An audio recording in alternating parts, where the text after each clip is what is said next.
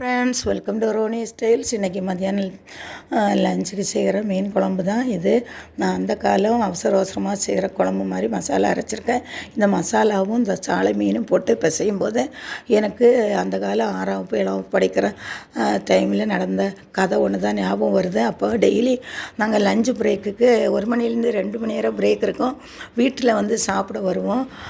அங்கே கொடுக்குற சாப்பாடை அங்கே கொஞ்சம் பிள்ளைங்க அங்கேயே சாப்பிடுவாங்க. டீச்சர்ஸும் வீட்டில் வந்து சாப்பிட்ற டீச்சர்ஸும் இருக்கும். அங்கே வீட்டில் வந்து சாப்பிட வரும்போது அங்கே சோறு தான் இருக்கும், குழம்பு இருக்காது. எங்கள் அப்பா நிறைய காசு இருந்தால் தான் மீன் வாங்க போவார்.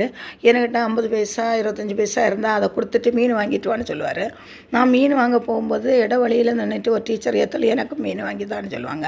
அவங்களுக்கு மீனை வாங்கி கொடுத்துட்டு இந்த மீனையும் கொண்டு வந்து அதை பார்த்து அதுக்கேற்ற மசாலா அவசரமாக அரைச்சி ஒரு ஆள் கழுகி அதை குழம்பாக்கி அரை வேக்காட்டில் எங்களுக்கு சோறில் ஊற்றி தருவாங்க. அதையும் சாப்பிட்டுட்டு மறுபடியும் ஸ்கூலுக்கு ஓடும்போது பாதி வழியில் போகும்போதே பெல் அடிக்கும். அங்கே போய் ரீச் ஆகிறதுக்குள்ளாடி டீச்சர் வந்திருப்பாங்க. என்ன லேட்டுன்னு கேட்டு கையை நீட்ட சொல்லுவாங்க, அடிப்பாங்க. அந்த வழியோடு போயிருப்போம். இதே மாதிரி உங்களுக்கு பழைய ஞாபகம் இருக்கா ஃப்ரெண்ட்ஸ்? அதை சொல்லுங்கள். தேங்க்யூ.